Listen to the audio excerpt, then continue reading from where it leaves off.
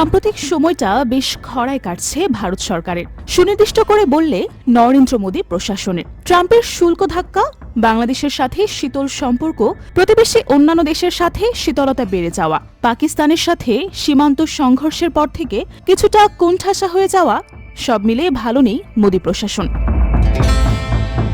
কিন্তু উতরাতে তো হবে, তাই নিজের প্রতিরক্ষা ব্যবস্থাকে নাকি ঢেলে সাজাচ্ছে মোদী প্রশাসন।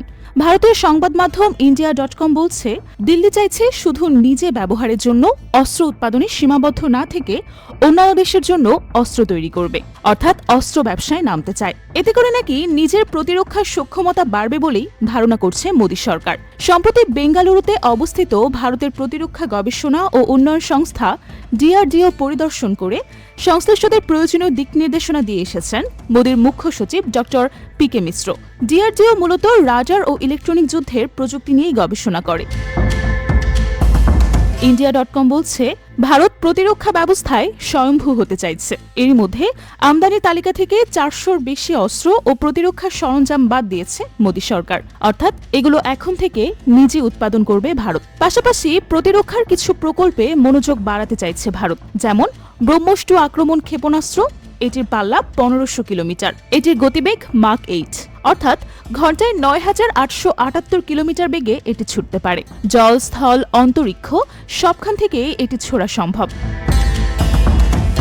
পঞ্চম প্রজন্মের স্টেলথ যুদ্ধ বিমান AMCA 2026 সাল নাগাদ এটি প্রতিরক্ষা ব্যবস্থায় যুক্ত করতে পারবে বলে আশা ভারতের।